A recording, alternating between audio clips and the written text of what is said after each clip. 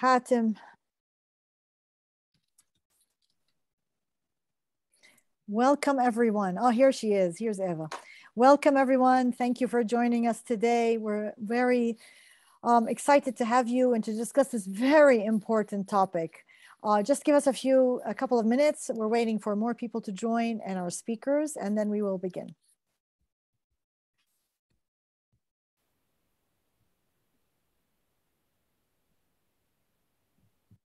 Rana, can you make Daniel a co-host as well? Oh, yes.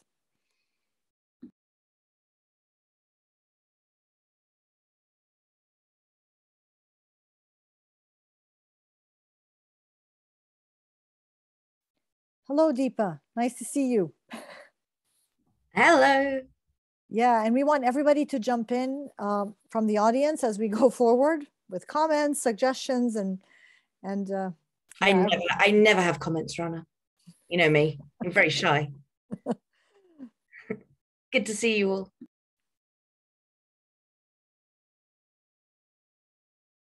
We're just waiting for a couple of minutes. Eva is with us now.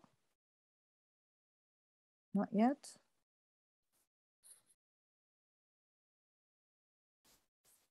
We'll give it a minute and then begin, regardless.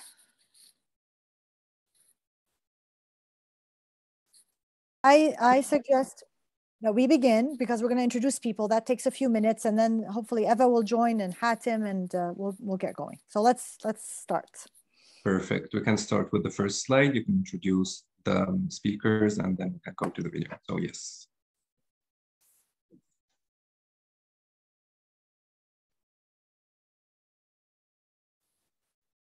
Welcome everybody. Peace upon you all. Assalamu alaikum. That's how we greet people in our part of the world. We're very excited to be here today to discuss and delve deep into this very important topic. This is a session about social justice index. We will describe later the origin of this concept and this idea and what we're going to do about it and how timely it is today for us discussing this issue.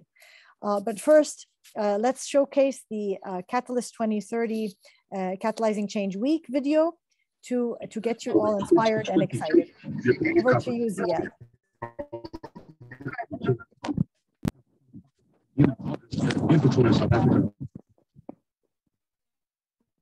Catalyst 2030 is a movement of social entrepreneurs and innovators embracing collective action to achieve the SDGs by the deadline of 2030. Our 1,500 members are active in 197 countries. By emphasizing collaborations, Catalyst 2030 is leveraging the power of the collective to accelerate real change in the lives of billions of people around the globe. What do our members say about Catalyst? Catalyst 2030 is an invaluable global community of impact entrepreneurs. Our relationship with Catalyst 2030 has really taught us the power of co-creation. Join Catalyst 2030 and network, bond, and collaborate with our family members. And I like the spirit of bringing change makers together to share and learn from each other. Catalyst really understands the transformative nature of collaboration. It's also a platform that can give us new tools and resources. Catalyst 2030 has put my work on steroids. But most importantly, to come up with solutions that are practical, ways where we can really make things happen, because social entrepreneurs are doers. Are you a catalyst? Join us to achieve the SDGs. Welcome, everyone. Thank you for joining us wherever you are across the globe. Today, we're all of us here in a very timely fashion to discuss the concept of this session, which is the Social Justice Index. And the reason we are here today to discuss it is to understand from different stakeholders on how can we create a social justice index to support and advocate social justice within regions where populations are under a form of colonization and apartheid and injustice. And it couldn't be, unfortunately, it couldn't be so more timely than today. May 11th, this morning, A journalist who works for Al Jazeera Network was murdered by Israeli soldiers in Jenin refugee camp. This was a devastating action that happened, and we are all reeling from it, not just in Palestine, but and across the journalism world, but globally, because it starkly showed us how important creating a social justice index is to highlight and showcase the injustices that are happening around us in new ways that are innovative. So before I begin, I want to introduce our wonderful, amazing panel. And I'll start with Tariq Al-Olaimy. Tariq Al-Olaimy is a co-founder of 3BL Associates. For his work with 3BL, Tariq was named as one of the 10 Muslim men shaping the world, and was the first person from the MENA region to be recognized by GreenBiz and the World Business Council for Sustainable Development as one of their 30 under 30 leaders for breaking new ground in sustainability, innovation. And last year, Tariq was also honored as one of the 22 climate trailblazers worldwide by the Global Climate Action Summit and recognized as an Expo 2020 Global Innovator. And of course, his bio goes on and on. Tariq is an amazing person. He's a Catalyst member, a global shaper, and he has spearheaded with me this social index for justice. Second, we have with us Jason. Jason is a MENA consortium leader. He started this consortium along with 3 other members.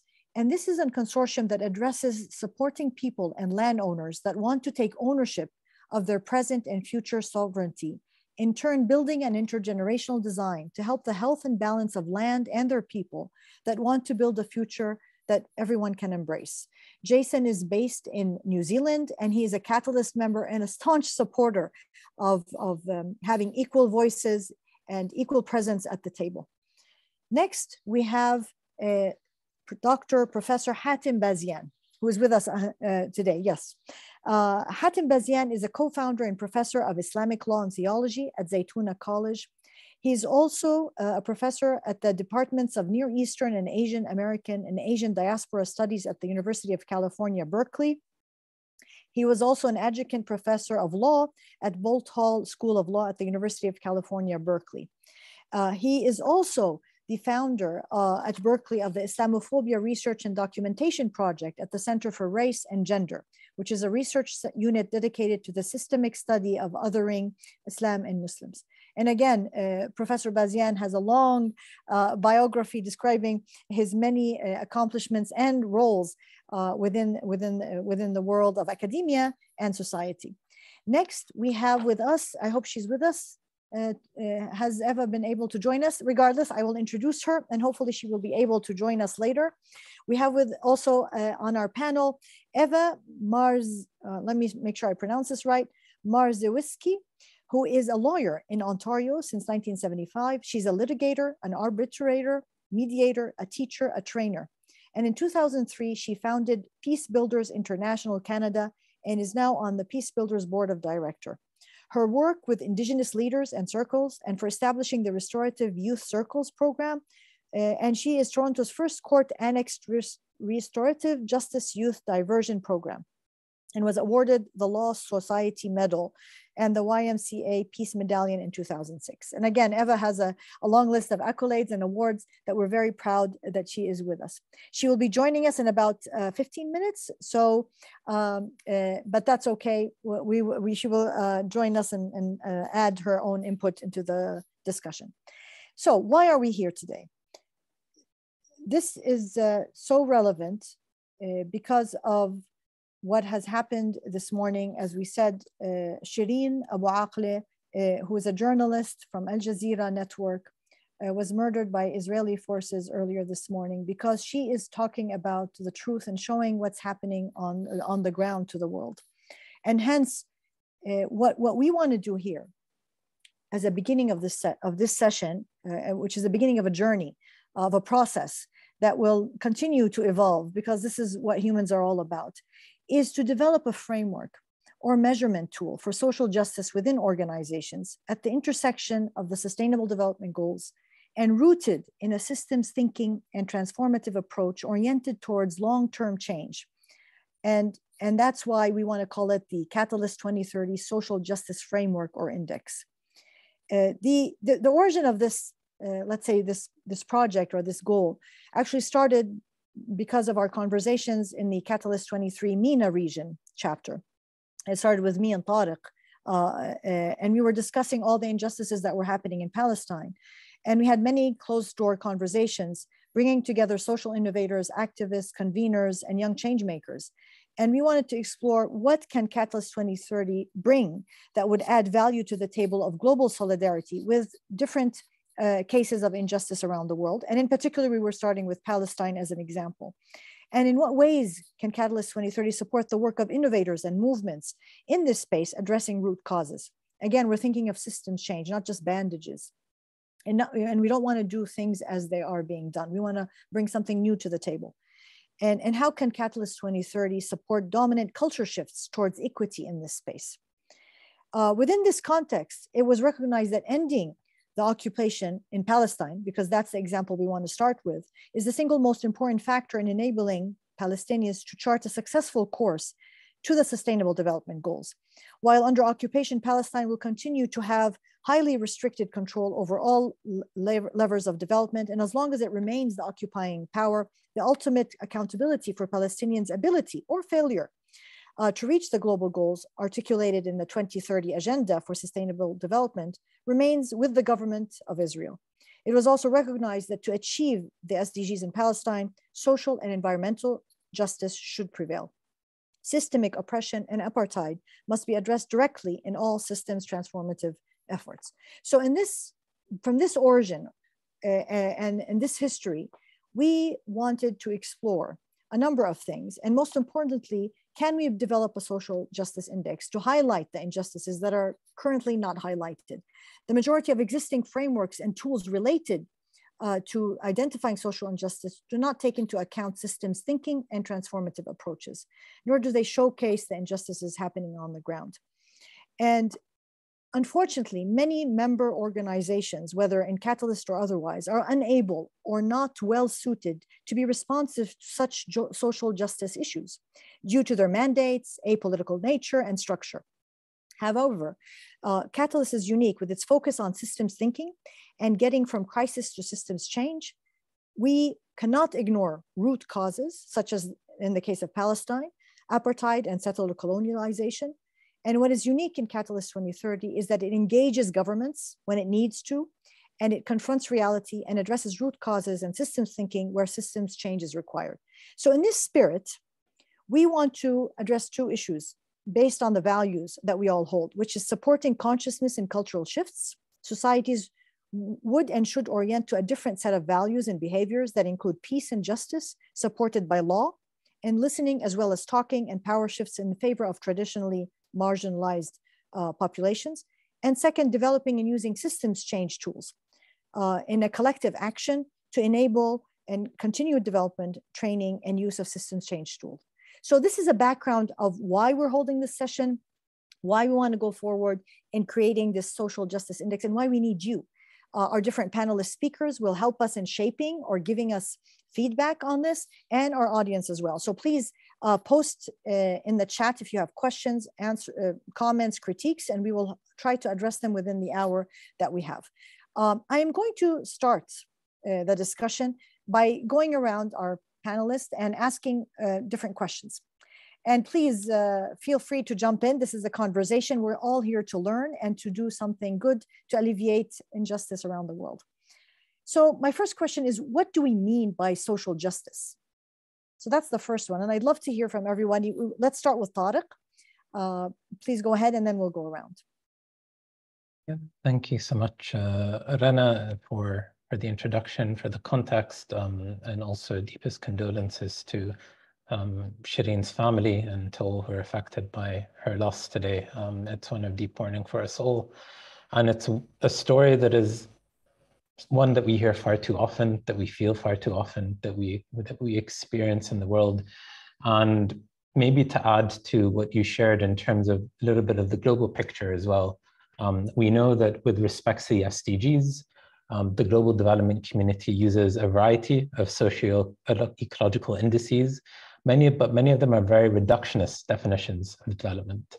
Many of them are deficit frameworks in the sense that they classify countries hierarchically and therefore make assumptions that there is only one kind of social evolution. The indices, the way that we measure how we consider success as change makers, is not one that is really justice-centered. It's not growth critical. It's not systemic, as you said, but it's also not one that really touches upon the decolonization of places or of spaces or of boundaries of sustainable development. And I think perhaps the biggest failure is the worldview that is often taken into account is that many state-sponsored social injustices are based on continuing imperialist appreciations of the world economy. So for example, rich countries rely on a large net appropriation of resources from the global south worth over $10 trillion per year. So that's actually poor countries developing richer countries, not the other way around. And we know that in many other indices, such as the Global Slavery Index, which presents a very detailed picture of global modern slavery around the world, the biggest weakness that they admit is that there is a state-imposed gaps that are there when it comes to military facilities, institutional settings such as prisons, state-enforced labor, when it comes to how journalists are affected, when it comes to, we often look at freedom from the perspective of how a particular state is able to provide freedoms or freedom of press for their citizens, but not actually thinking about the wider systems of oppression that are actually put on other actors and other imperial actors. And it's to say that it's very complex. There is no adequate measure to assessing these complex intersecting injustices and inequalities at a country level, at a sectoral level. And it's one that we know that we need to enter into the conversation as a catalyst community, as change makers and development practitioners. And I'll stop there. Thank you. Professor Hatem, we'd love to hear your feedback and your opinion on what is social justice in your opinion.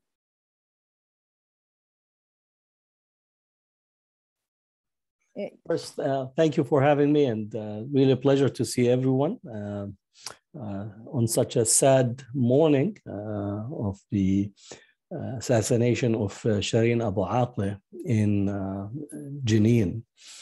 And this is not the only case. Since the year 2000, about 66 Palestinian journalists have been killed by Israel in a variety of settings. So this has become the norm rather than the exception. When we use the term social justice and using the Arabic al-adala al-ijtima'iyya, I tend to actually root it in work that I do on liberation theology. And in thinking about liberation theology, at the root of liberation theology is justice as a way or as a frame that emerges from the Quranic text. In here, in Allah ya'muru bil adli wal ihsani wa ita'i dhil qurba, that God commands to justice and to ihsan, to the goodness and the perfection of relations, and extending the bond of lineage. So justice is at the root of the Islamic religious tradition, but I also say comparably within Christian, Judaic, and other traditions to think about justice. And in this, justice have to be reflected both in principle and action. So we do not separate the rhetorical from the action, and again, thinking of al-iman wal-amal. So if justice is founded upon a base of faith, then its articulation or its fruits is in the action. And as such, we could move into various spheres of actions. First and foremost is economic justice. And that's why in the Islamic tradition, again, this is where my work is, often when prayer is included, there is immediately after it zakat, meaning that the prayer is one's relations to God. Zakat is one's relations of that which God have given to creation. And if we look at the categories where the zakat is given, it is to the poor, to the destitute, And I think one of the unique categories of zakat is those who are in debt. And if we think just from my own students here in the United States, average student today graduate in the United States with $37,000 to $38,000 of debt in a BA degree. And much of our both local and transnational economies is based in debt. And then if we think about the global South debt, that is at the root of the shifting of resources from the global South to the global North through the structural process of indebtedness.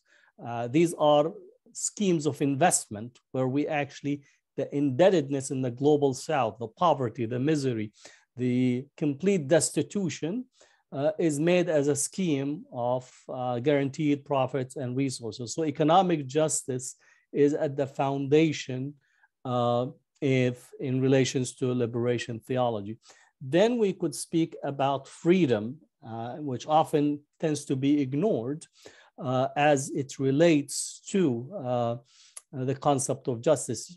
You cannot have justice without having freedom.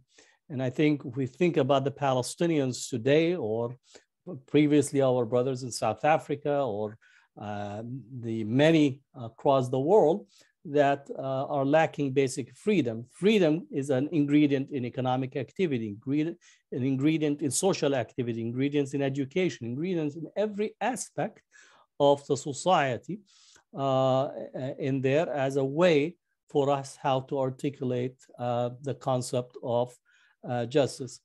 Added to this, freedom can be also looked upon in relations to freedom to access to resources and movement, which can add the elements of environmental justice these days. And again, I remind people that in Islamic liberation theology, that many of the Quranic chapters are named for animals. And it's actually very incisively so. There's a narration of the Prophet hugging a tree, and being in Berkeley, where many of our activists do hug trees in order to prevent them from being cut. This is a tradition, I say, hug a tree, it's part of the Sunnah. So I am a person that also think in how liberation theology, if correctly understood in terms of our tradition, can be a source for transformative and empowering for people to change the conditions that they are in. The last, I'm also a very structured critic of what I call imperial religion, the religion that comes on the top of the tank to justify empire. My work on decolonial thought make a distinction between religion of people versus the religion of empire. And I think what we need is also not to be confused of these two, because they often are deployed and they are not the same. Thank you. Thank you very much. You've given us a wide breadth rooted in Islamic theology, but applicable to all of humanity and all of cases and situations of injustice around the world. Jason, over to you. So again, we started this whole social justice index because of what's happening in Palestine, in our home country. However, this is, as was mentioned earlier, we can see it in South Africa in the past, in indigenous communities in Canada, and in New Zealand, where you come from, and the Aboriginal justice injustices in all Australasia. So over to you. What does social justice mean to you in that context? Oh yeah, firstly, Dr. Rana, tihe mauri ora, which is a word I often use when I'm opening some of our discussions. And that means, in Maori, it means the life force combined of the collective. And so when we are talking about such as the social justice from a Maori perspective and a Pacific perspective, it's always looked at the balance between your spiritual realm, between your physical realm, and between the relationship you have with people. And so when we start to deep dive into what is social justice, then the considerations of these things have to be, regardless of the religion, regardless of the work, regardless of the spirit of the person or the entity. And a simple maxim that was always applied when I was going through my process of understanding what is the law, te ture or te whenua, the law of the lands. And so the law of the land, in terms of that, was always encouraged. Very simple maxim was, if you come with clean hands to any relationship that you come to, then from that premise, you can have an awareness to embrace the problematic things. And firstly, I'd just like to say, you know, in Aotearoa and our people in Aotearoa, our condolences go out to one of our lost ones, because in the Maori culture, when you open up the window between the life and the darkness, you have to respect both elements, because we do not assume at all, just because we have good intentions, that the darkness will not enter the room. And so we always have this karakia to welcome both entities, because that's the balance of life. And now when we take it forward to the struggles of our global people and how it is in terms of social justice, and what is that when we're looking at racial inequalities or stereotyping or segregation or oppression and elements such as this. And as our professor rightly mentioned about the poverty, the economic poverty of people, it's hard for them to elevate themselves from the land to enable them to meaningfully engage with their communities. So that's enough from me for now, but I wanted to just say that coming with clean hands is a fundamental start when you have these imbalances in our planet in terms of our SDGs and in terms of our engagement, and then something which has happened in terms of what happened today and the atrocity of that. But Māori culture would look at the balance of it all, because that imbalance, we are being disrespectful as a humanity and the society in terms of what relationship have we broken, because this has resulted in us losing one of our own this morning. Thank you. Thank you very much for sharing this shared understanding of what is social justice and what it means to all of us fundamentally as humans.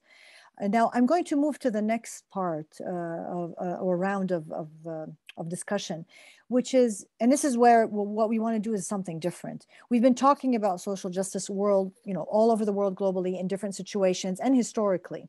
So, but what we want to do something that's different, because we've seen that the traditional ways and old ways that people have been doing things have not always been successful, because we are living it today.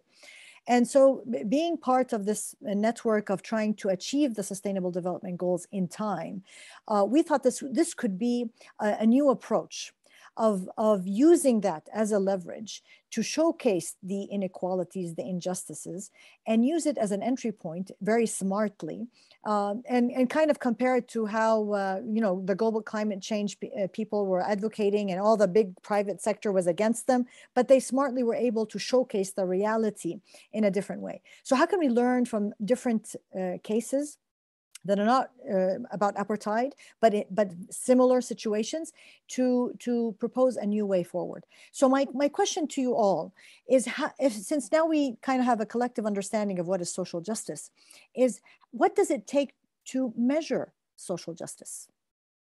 And this is a question also I'm going to go around, to measure social justice and therefore to perform on social justice. But unless you highlight something and measure it, you cannot address it, you cannot point to it, and then start performing against that. So you need both to go forward. So how can we measure social justice, and how can we perform on social justice in a creative, innovative way, learning from past lessons and moving forward? Again, I'll start with Tariq and then go around. Thank you, Rana, and all for such beautiful comments and interventions. And one thing that also I think links all that has been shared, and Rana, you also started with part of the purpose of Catalyst to support consciousness shifts, cultural shifts, and certainly systemic oppression can only be dismantled from a place of spiritual wholeness. I think part of the question that we have is how we may reunite our personal liberation with our personal spiritual path, with our pursuit for collective liberation. And we can talk about measurements, but also when it comes to the root of why we're doing this, it is of course for our collective liberation, and that it is to support that the work that we do as a community reflects who we are as a community, that reflects how we want to be in the world as a community in ways that are just and fair. And how we do that in a world of intersecting and overlapping systems of repression and privileges is one, of course, it's first to ourselves. How do we hold ourselves to the highest standards? And how do we make sure we don't replicate those cultures and patterns of repression and violence? But I think to your point, I'll use one example, and I won't share the person's name because it's not maybe fair to this faith-based leader, but someone who, as an example, and it's one I just use as a very recent example, it's something we see all the time in the Palestinian context as a case study, which is, when we do work in places like Palestine on aspects such as soil, such as the water, and other topics like that, it's very easy, and it's something that we see all too common, that there's a very good conscience from a person, from an organization, coming in saying, I want to support on water security here in this piece of land, that I want to support on soil nourishment, that I want to be planting trees. But then when that's done in a way which is ignoring the settler colonial context, which is ignoring patterns of violence, which is ignoring the root causes of why people are devoid and not having access to the soil in the first place, not having access to water in the first place. When we start to, of course, look at the surface levels, but not really look at the wider system, then I think we're participating in these kind of cycles and cultures and patterns of violence, whether intentionally or unintentionally. And it can be very difficult to know where we are replicating those patterns, where we are replicating those cultures. It's very difficult to have that wider map and overview when the entire development discourse, when all the measurements, when all the indices, when all values and measures of success on water or on soil or on tree planting or nature-based solutions are actually not fully accounting for these measures. Now, those indigenous communities know it well, they feel it every day, they experience it every day. But of course, when we start to look at more collaborative forms, especially when we're talking about corporate social justice, especially when we're talking about social justice with respect to multilateral development organizations, when we're talking about global indices and regional indices, this is where we know that there's a void. And there's a void that we know that needs to be filled. We know that there's a void in which we need to better articulate, that we know that we can do better, which is a difficult void to fill because it brings more questions than answers at this stage of what do we really mean when we're measuring social justice, what are the aspects around that. And it's also, as most of the indices that we see out there have said, we're not touching state-sponsored social injustice because it's so hard to touch, because of the power dynamics, because of the culture that's involved in it, because of the spiritual work that's also involved in really unpacking it. But I think it's for all those reasons and those contours and those sort of a very small example, which again, we see replicated across the world, across regions, across indigenous communities, that it's important to be asking these questions. And I think part of the purpose of this, this panel is also to invite others to inshallah, be asking these questions together, and for us to not find the answer, but at least step into the complexities of trying to find the domains to these questions.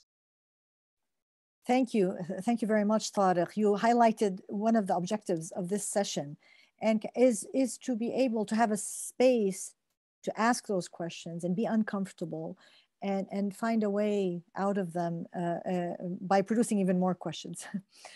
Professor Bazian, what does it take to measure social justice and how to perform on social justice?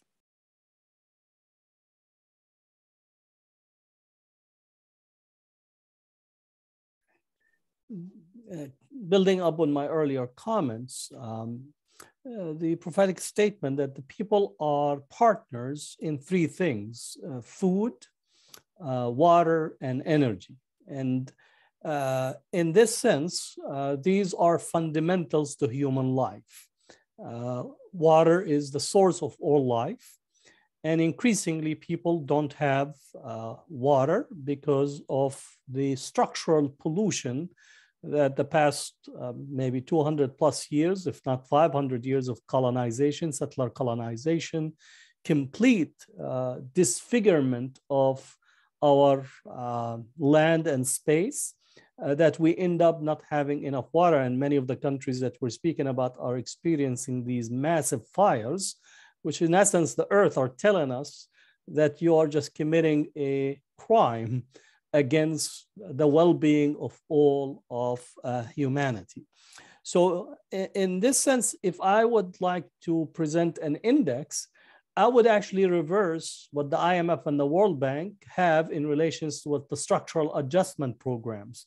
Because if we think of the structural adjustment programs, they actually cut at the roots of healthy societies, because the structural adjustment programs come with a whole packet of recommendation. I just, recently just in my class was talking about the structural adjustment program.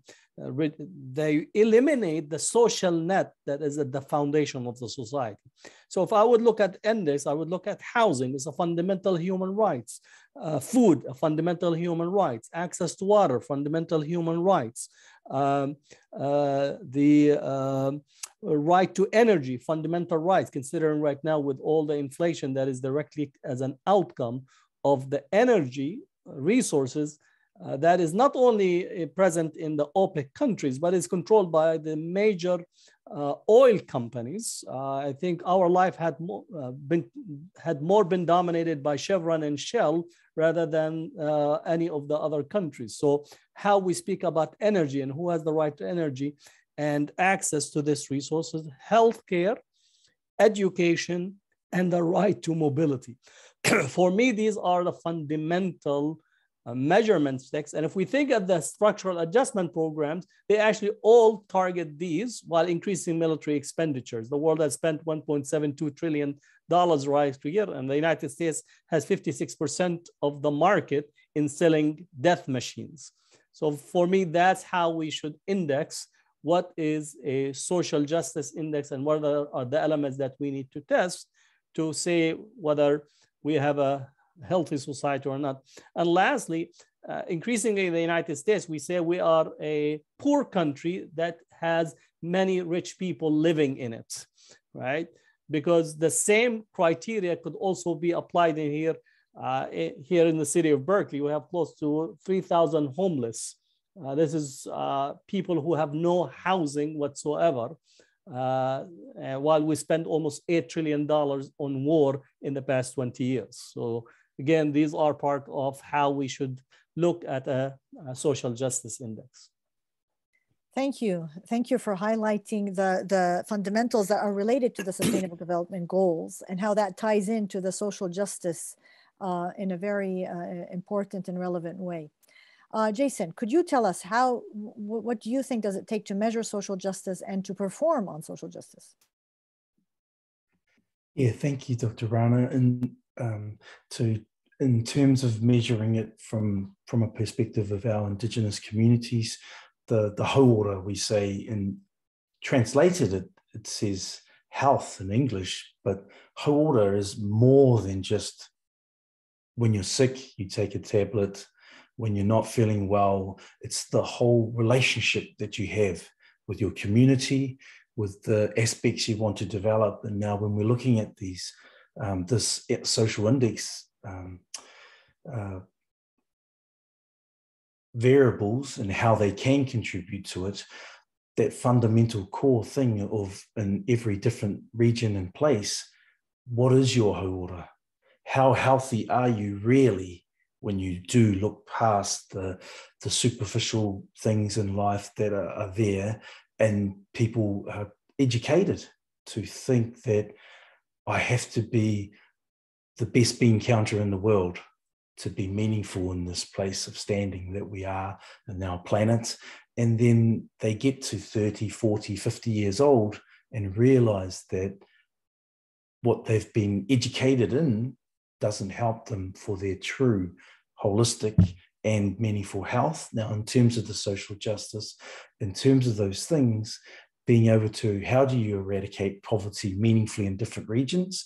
And it is a case of a slight different things, because there are different stress points, but they all equal the same thing, that we're not collectively coming with clean hands for a situation which is very, very problematic in terms of homeless. We're having this problem in New Zealand when on the surface, everything looks great. We have fresh water. Our poorest people have fresh water, and yet they still feel like they need to live on the street. And so we wonder, what is that relationship? So to come back to what you're saying, Dr. Rana, in terms of, and then how do we create that balance? It's going back to stripping it all back, because technology confuses people. It's not it's meant to be an enabling system to help you to get from A to B to C. But in terms of this imbalance of people, coming back to their core of what's important to them, but helping them, educating them to understand there are many values and skill sets to be important to you, to be able to contribute to your area so you have meaning. And with that meaning, you want to wake up every day and go out and help your community, because it's that connection you have. So I don't know if I answered it as well as I could have, Dr. Rana, but that awareness and this social index is very exciting for the South, because we are just starting to embrace more and more of these aspects to be able to give a balance to our life. No, thank you very much. You have beautifully described it and showcased how we are all in this together. And the only way to go forward is to work together. So thank you very much, Jason. And now we come to Eva. Welcome, Eva. We're so glad that you were able to join us. And I know this is, you're so busy and you have your time, but thank you very much. So I'm going to ask you both questions from the beginning so you can catch up with us, because we want to hear your opinion. The first question was, what does social justice mean to you? And then how do you measure social justice and how do you perform on social justice? You're on mute. Social justice is something social justice is something I have spent my life thinking about, actually. Apart from the fact that my background, academic background, is in practical as a lawyer and litigator and so on.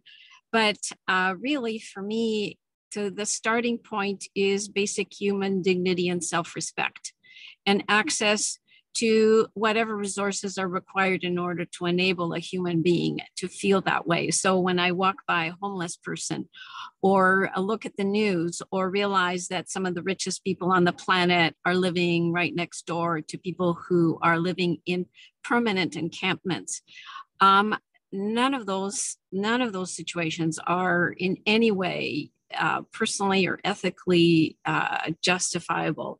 And where I end up with is the concept of a minimum annual income that is either available through monetary or equivalent means, so that people do have the basics, A, B, C, water, food, place to live, place to be able to have a family, and a place to live without fear of violence and discrimination. And so is that an overwhelming goal? Is that a possible goal? How do we get there? And in many ways, I then scroll back to every one of us, and what do we do every day, and how do we live, and how do we present as an example? Or do we? And what are the things that we could do differently? Because this is one of these myths of Sisyphus tasks. We are pushing that ball up the mountain, and the ball is so heavy that it's going to push us down the mountain. But we need to keep this focus, and we need to accelerate the focus. There aren't enough people talking about it. And the measurements are fantastic. However, we are moving the dial forward. The thing that stunned me as I was doing some reading in preparation for this session was there is now this thing on the internet called the social justice warrior, which is not meant in a positive way. It is now a negative. So if you check out social media, if you haven't seen this, to be referred to as a social justice warrior, which I've been all my life, if you want to say that. And it's now even being referred to by acronym SJW. Did I know that? I had no idea. But this is the kind of monumental fight that we're in, and it's a lifetime. So this isn't just, I'm going to write a proposal, I'm going to do a project, I'm going to do a research paper, I'm going to, get my degree, my PhD or whatever else. This is how we live our life every day. And this is how we go forward every day. These are the choices we make every day, but not just we individually, but our local governments, our elected politicians, our civic leaders, our community leaders, our national leaders, and now our global leaders. So from a catalyst perspective, I am really happy to be part of this session and this conversation. And hopefully we can find a way to move the dial and push that monster up the mountain to get rid of it. Thank you, Eva, for grounding us in something practical and reminding us of each person can make a difference, and we all need to work, and we're all in this together. And by the way, those people who are living very oblivious of what's happening, it's going to catch up eventually, and everybody will be impacted. So now to the last round of questions, which is, all right, so there is social injustices everywhere. Some even more than others, and some have priority over than others to move it forward. We've talked about the lack of good indices and the lack of good measurement of these atrocities or social injustices. And if we wanted to perform against them, the different ways that were described.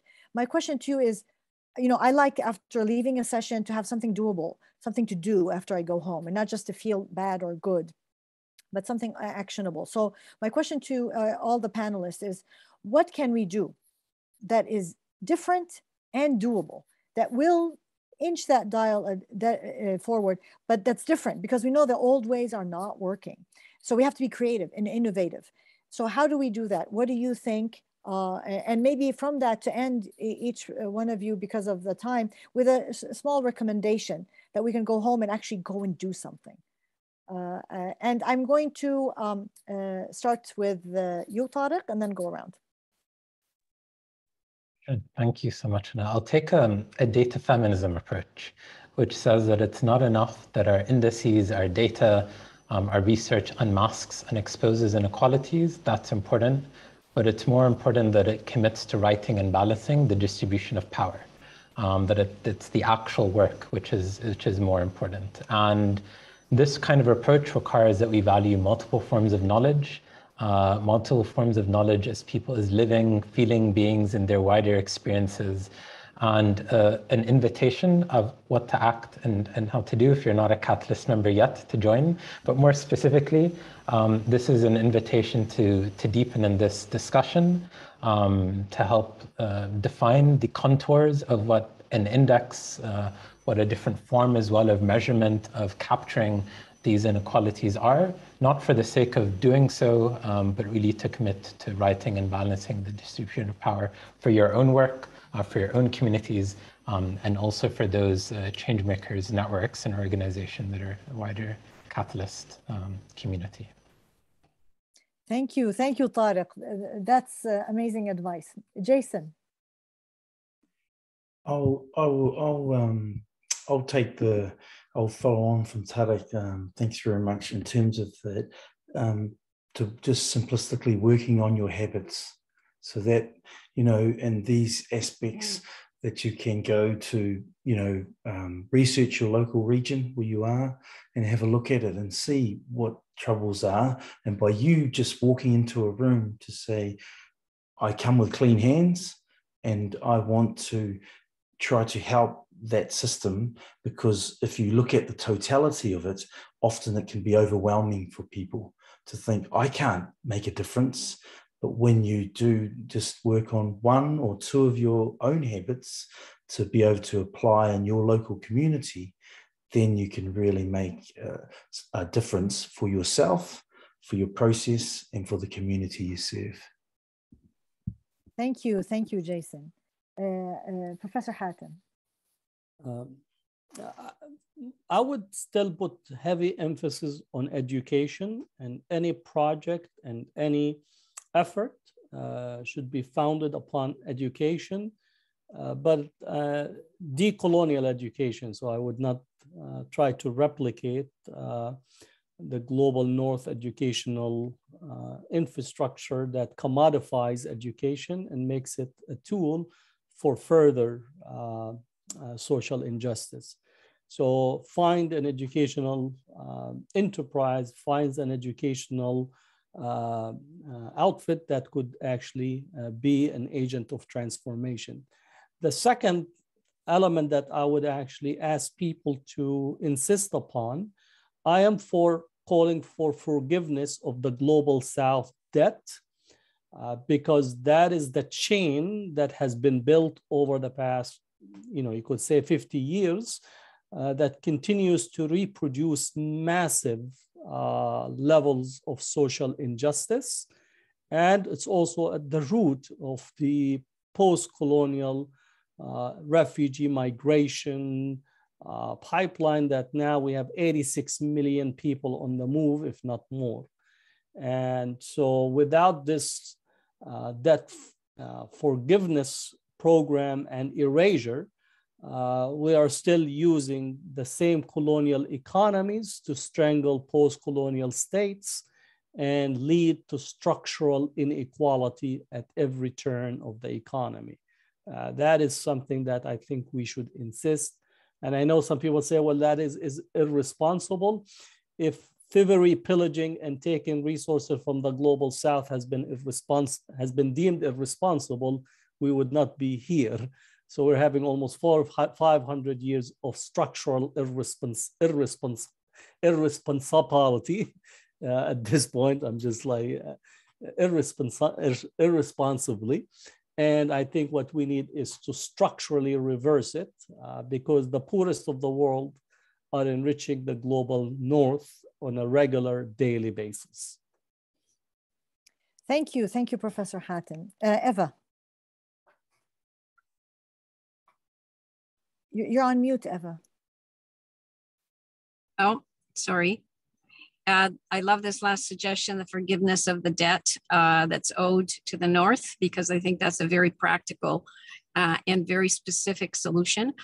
I would also say, from my perspective, what I'd like to see is Catalyst develop a social justice index that reviews all the different categories and definitions, as there are many, and create something which is then able to be used over the next number of years as a way to rank and start to rank the countries on the basis of social justice index globally. And that seems to be a worthy activity for an organization like Catalyst.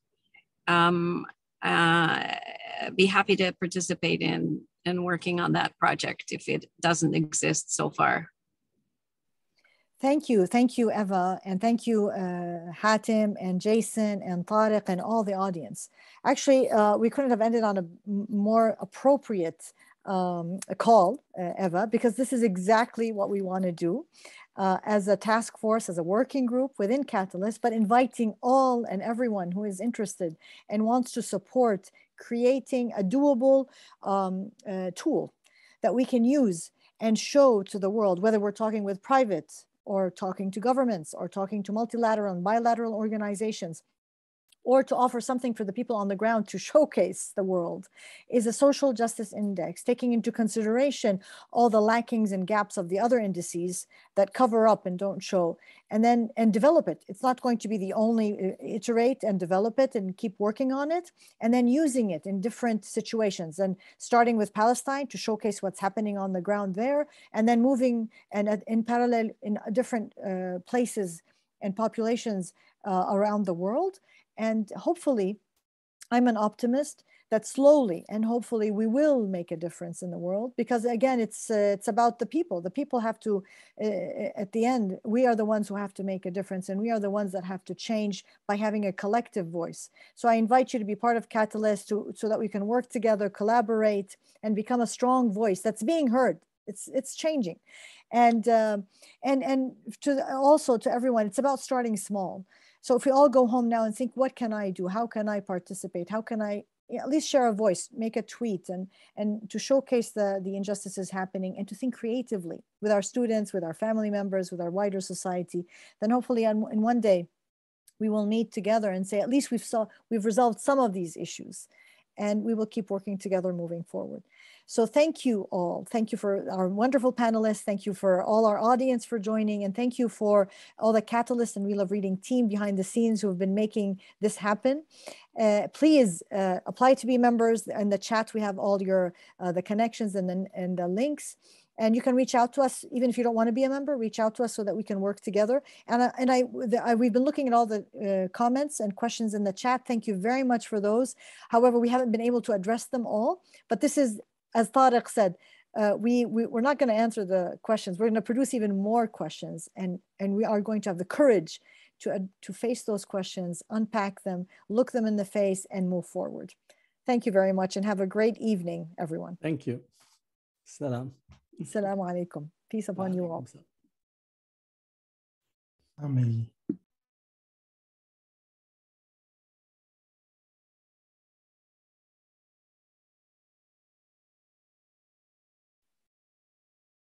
Thank you, Eva and Jason. You're on mute. You're most welcome. You're most welcome. Thank you. I've learned so much from you, Jason, and I look forward to remaining in touch and connecting. And Eva, 100%, I see. Likewise. Yeah. And Eva, you're driving? Sorry. You're on mute.